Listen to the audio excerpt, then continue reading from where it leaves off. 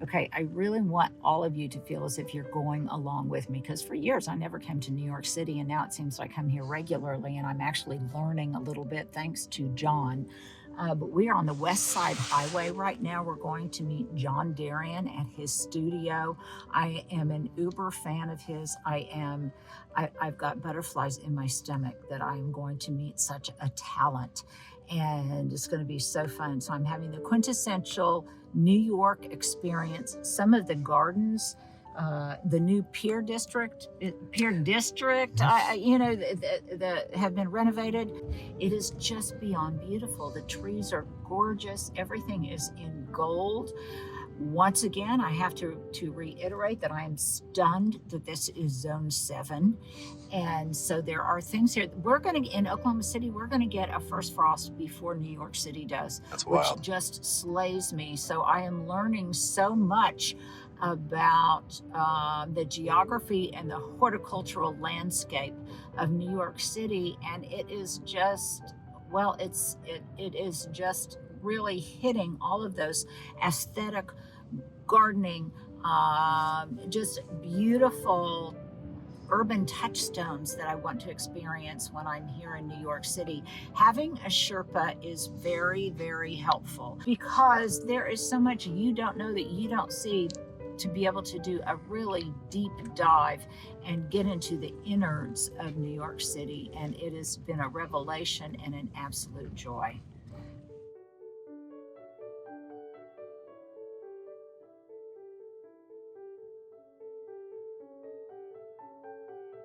I am so excited to be here. I'm maybe more excited than any of the other places that I've been in New York City.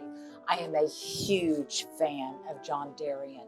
This has been a recent obsession of mine. I think I told you I have his books.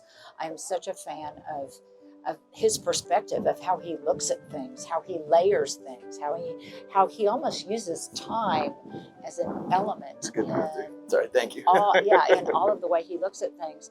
I mean, and just look at the exterior.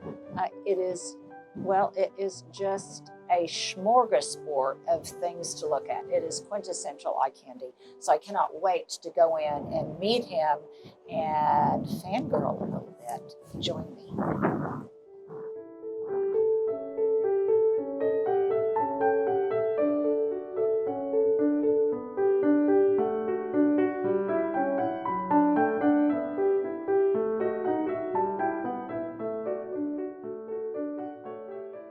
I have to say I'm fangirling big time because I am a huge follower of your work. You'll be happy to know I just bought 6 of your books to give as Christmas gifts because the new book or the sticker book or that and your calendar, but the one with the eye. I'm not sure that's chronology that's of the it. new one. Yep. That's the 2016 one. But there's a new one with the rose on the cover. When I did my first book, I was gathering all the things together, and then they started pairing up, and I started pairing images side by side, and then that's kind of how the book had these pages and spreads that sort of have the meaning to me, but then the images connect a little bit to each other, and then in the book, that was all organic. Just like related to the images, I pulled what I loved, made the book, and then we did these spreads with what I liked, and then we sort of did the arrangement of the book a certain way. So it was all intuitive. I didn't really know how it was happening, but we just sort of did it, and it just happened. I didn't want to think about it too much either because I don't want to overthink things in the book. And then the second book was the same way, and people relate to the sticker book too because you can peel out things and use them, and it's fun. And I have to ask, this layering, it's just primal. It's collective unconscious. Yeah, it's never ending. It's never ending. Yeah. It takes us to, it just takes us back in time but forward in time. It's almost like you use time as a physical element to layer upon the work that you do. So how do you decide, with all of the retro qualities, botanical and everything else, how do you decide what to kind of reinvent and reincarnate to bring now into contemporary times? And how do you decide what to leave in the archive for inspiration later? Yeah, it's funny. It is. You use the word primal just now. Mm-hmm. Yeah, it's a little bit like that because I feel like sometimes I'm one of those chef to table people, like where I find things out there in the world and then I come and make something with it. Same with the images that I find. I kind of am always looking around for stuff. And then I do 2 collections a year for decoupage. And so I see what jumps out at me. Yeah, yeah. And then what I think would be what's the most beautiful thing about this image, and then I'll focus on that. I'll make that the thing I think people will relate to because I'm relating to it. I basically relate to all of the things, or things kind of speak to me in a way, like not in a scary way, but just sort of like you relate to something or something. You have this sort of feeling about something, and then you kind of think, oh, I think I love this. I think people will love this.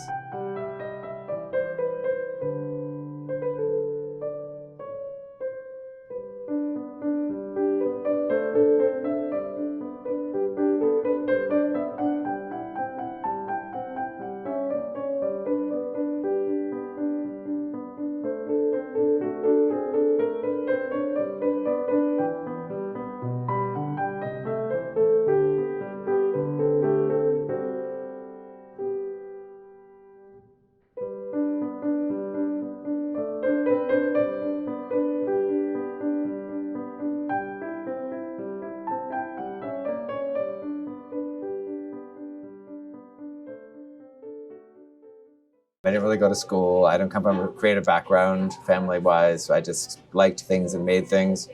And then somehow in the 80s, I just started finding printed matter and I started collecting it and relating to it.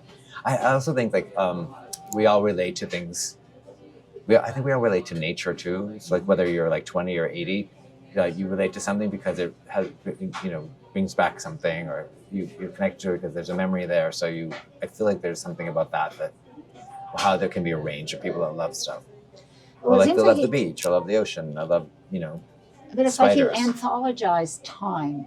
And so it's like one page will be how you would see the world, whether it's nature or whatever, as a 6-year-old. Yeah. And then how you would see it as an 80-year-old. And somehow they both speak to whoever is looking at that image. Yeah. Like it's like a collective unconscious kind of thing. Again, every time I come here, I just... This, my tiny bowls thing that I talked about in my book, it gives me lust in my heart. Lust, Father, forgive me, I have lust in my heart. I mean, just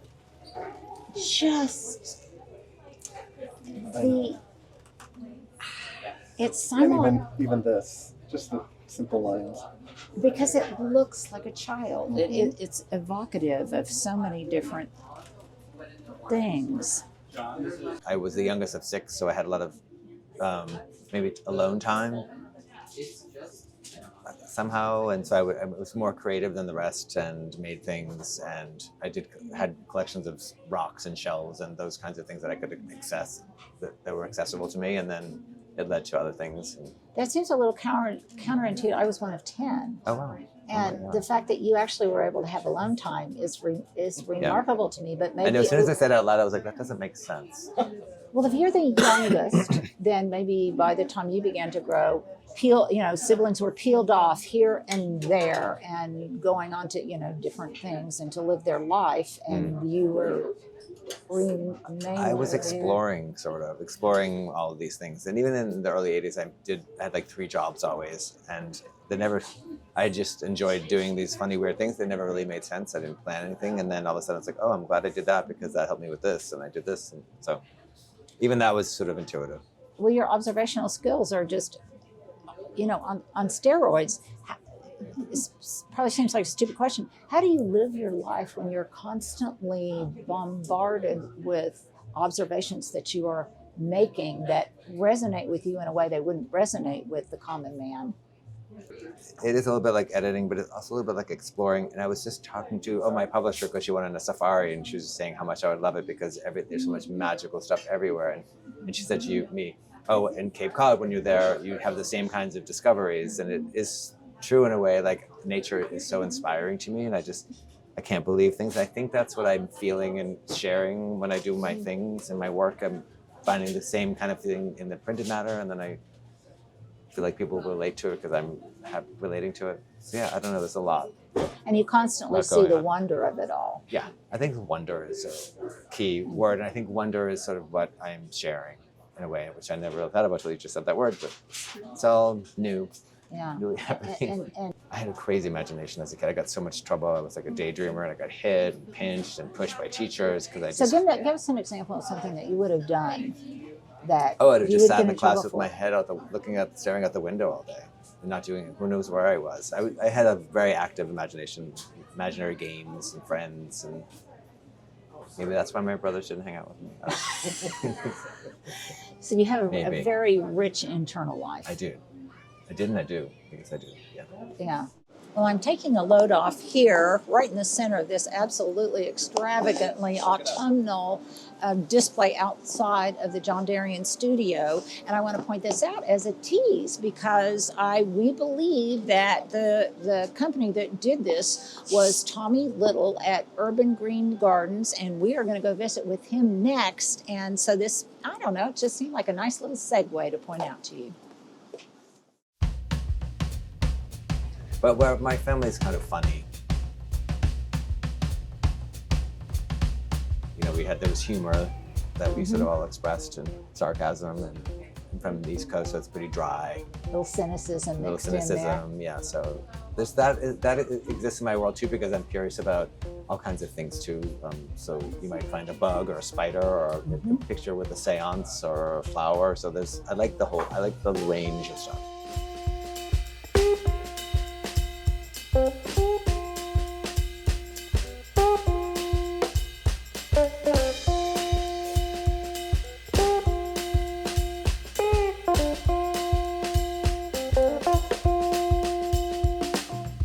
Well, it's like being in a cabinet of curiosities. When you come in, and there might be a bone here, and there might be a beautiful orchid here, and there might skeleton there. Yeah, and there's some things are matte and some things are reflective, and it's just the beautiful orchestration of how you pull it all together. But it doesn't seem overdone. I don't know. I don't know what it is. It's all super personal, you know, like because this is my whole life, and I feel like we treat the stores like it's my house, and my staff tried to make sure everybody's comfortable and taken care of, and so because it's so personal to me, I think that translates to the stores. And people see that they're layered into it in a way. People like things that like tactile stuff, like you said. So it's seamless between your life and this store, and your store and this life, and how you see the world. Yeah. When people are surprised to see me in the store, I'm like, I'm here maybe too much, but I'm here a lot because I'm visual department. I'm Well, I think the buyer and the maker. I think that's what was so great about Martha Stewart in the beginning, is that she was doing those things and she was in that world, and people could relate to it and see that it was okay to be that person doing those things and be the person sort of talking about those things. So it's what's kind of. And she was doing it in situ. She was doing it in her home. Yeah. So you really felt as if there was an authenticity to it. That's what people are feeling when they come visit you, or when they come to visit me too. And the good and the bad and the ugly, because it all lends texture. I want to make your kind of design, which obviously you have done with your Target line and things, accessible to the common man, the common grunt like me. So what tips would you have for us to make it so personal, to make it so special, to make it so curated without it just looking overwhelming? I mean, for me, it's like trusting what I love and back to what I relate to, and what I find interesting or beautiful or scary about something that I think is shareable. But the whole Target thing has been great, because it's the same thing where it's like just sharing the beauty, and people have these connections to these things, and so being able to share on a bigger level is great, because then more people can sort of experience it.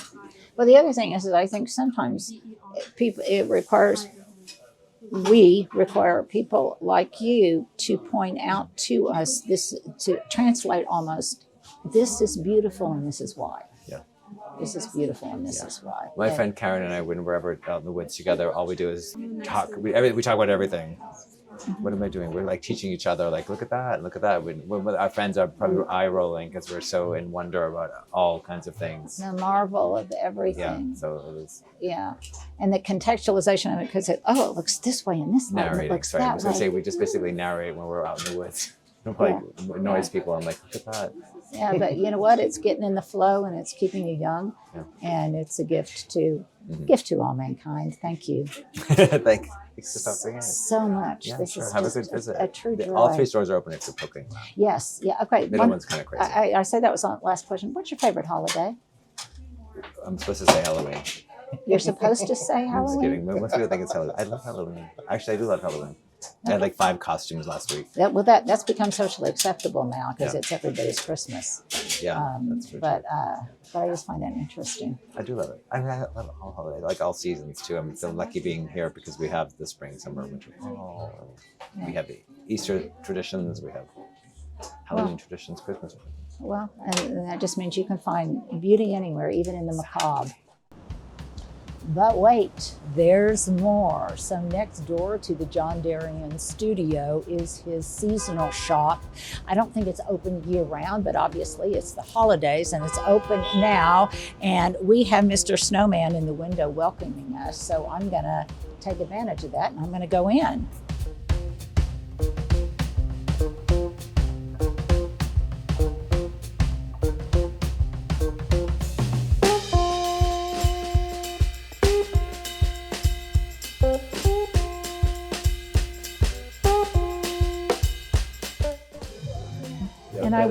And I walked right by it. I walked right by it because there's such an extravaganza of things to see. It's just eye candy everywhere you look. So John just pointed out, excuse me, this pollinator tree of all of these pollinator ornaments. And isn't that fun? And look, they have personality. Look at the little faces on, look at the little faces.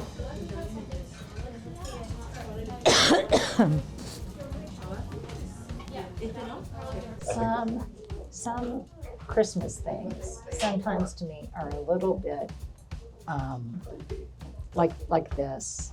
Yeah, just a little bit.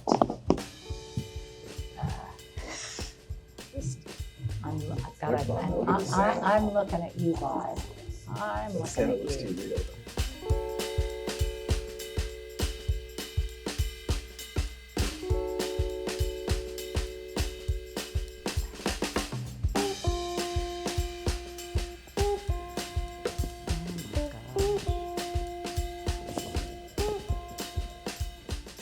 We're in the third and final shop, which is largely textiles, some artwork, some more decor items, lampshades and things. And I just met a wonderful woman from Illinois who was here largely for the theater, but she said she comes to the John Derian studio and the shops every time she comes to New York City. She said, because it's one of the few places on earth where magic really still happens. And I think you can sense that magic. You can sense that magic in, well, all of the studios and in just various different representations of how his mind works. And I think it's just exceptional. It's so much fun. I'm getting so many ideas. And, well, it's just truly one of the reasons to come to New York City.